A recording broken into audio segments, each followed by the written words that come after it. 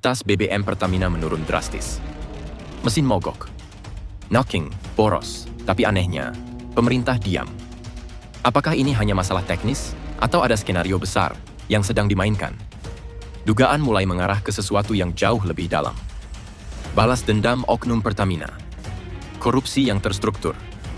Hingga strategi terselubung untuk menggiring rakyat ke arah yang sudah ditentukan. Pertamina, sebagai badan usaha milik negara strategis, tidak hanya bergerak dalam urusan bisnis. Di baliknya, ada intrik politik, konflik kepentingan, dan tarikan kekuasaan. Sumber-sumber dalam menyebut adanya oknum internal yang sengaja menurunkan kualitas BBM sebagai bentuk protes, atau bahkan balas dendam atas proyek-proyek yang tidak mereka menangkan. Dan lebih mengejutkan, dugaan keterlibatan aktor politik tertentu yang justru membiarkan ini terjadi. Kenapa? Karena transisi energi adalah panggung uang besar. Sementara masyarakat dirugikan, ada pihak lain yang justru diuntungkan secara diam-diam. Cukong-cukong investasi asal Tiongkok kini makin dominan di pasar kendaraan listrik Indonesia. Mereka menguasai tambang nikel, memproduksi baterai, dan memasukkan motor listrik dengan harga bersubsidi. Lalu muncul pertanyaan besar, apakah kualitas BBM sengaja dibuat buruk agar rakyat kecewa dan berpindah ke motor listrik? Jika ya, ini bukan kebetulan. Ini adalah strategi ekonomi tersembunyi, yang secara perlahan menggeser ketergantungan energi nasional dari minyak dalam negeri ke produk luar. Pemerintah tidak tinggal diam, tapi bukan untuk memperbaiki kualitas BBM, melainkan justru mendorong rakyat ke bio-green, energi terbarukan hasil olahan sawit dan biomasa. Sekilas terlihat bagus, tapi tunggu dulu. Proyek ini bernilai triliunan rupiah. Dikuasai oleh konglomerat dan elit politik. Subsidi diarahkan ke sana. Iklan digencarkan.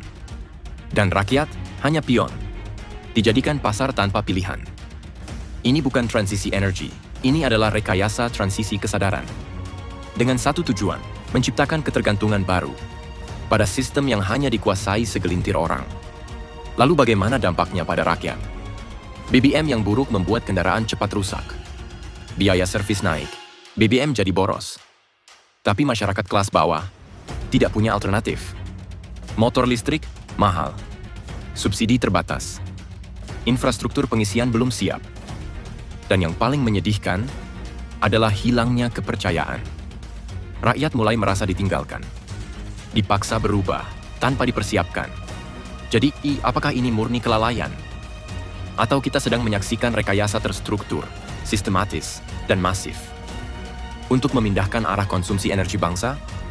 Korupsi internal, tekanan asing, kong kali kong elit, proyek energi hijau.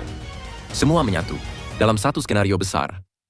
Pertanyaannya sekarang, apakah kita akan diam saja? Atau mulai bertanya dan melawan demi kedaulatan energi kita sendiri? Jika kamu merasa informasi ini membuka matamu, bantu sebarkan video ini. Tulis pendapatmu di kolom komentar. Apakah kamu percaya ini adalah skenario besar? Jangan lupa like, share, dan subscribe.